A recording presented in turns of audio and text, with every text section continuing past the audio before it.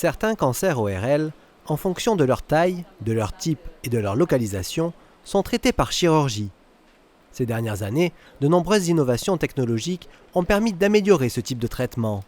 Laser, endoscopie, reconstruction 3D ou encore chirurgie assistée par robotique.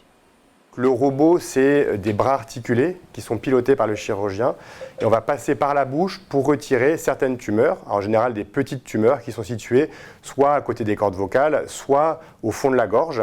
Là où avant, sans robot, il fallait passer par l'extérieur avec des cicatrices, avec souvent des trachéotomies, parfois des reconstructions avec lambeaux. La chirurgie robotique est proposée aux patients dans des cas bien précis, pour des petites tumeurs situées dans des endroits accessibles au bras du robot. C'est le cas de Daniel, opéré en 2018 avec le robot chirurgical.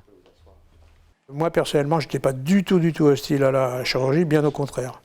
Donc d'autant plus que je savais que ça se faisait par robot. Et pour moi, c'était presque un gage de réussite. J'avais vraiment aucune appréhension et ça s'est passé vraiment comme une lettre à la poste.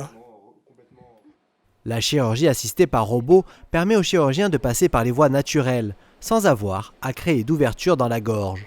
Donc c'est une pince qui tourne dans les 3 plans de l'espace, qu'on va mettre dans la bouche du patient. Donc vous voyez qu'il n'y a pas beaucoup de place dans la bouche du patient, on travaille dans une zone très étroite. La vision 3D offerte par le robot donne l'impression d'être à l'intérieur de la zone à traiter. Le retrait de la tumeur est donc très précis. C'est une chirurgie qui se fait en binôme en fait. Il y a 2 postes qui sont extrêmement importants. Le poste à la console bien sûr, parce que c'est le chirurgien qui a la console qui opère.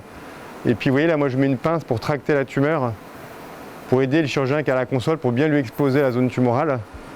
Puis j'ai aussi un écarteur pour la fumée. Donc c'est vraiment une chirurgie qui se fait en binôme, qui se fait à 2 pour vraiment être dans des conditions optimales. Pour le patient, c'est un bénéfice certain.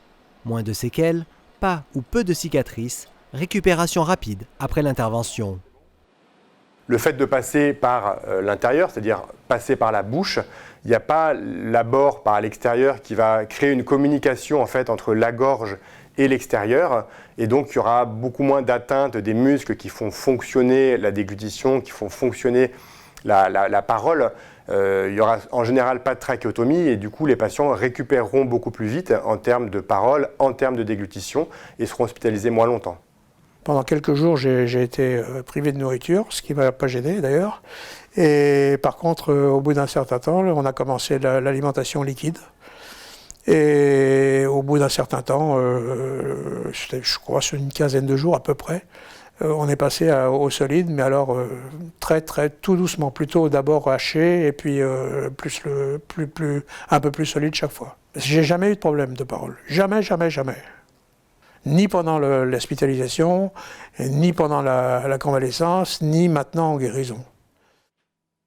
Après l'opération, les patients sont suivis très régulièrement afin de dépister d'éventuelles fragilités fonctionnelles, psychologiques ou autres.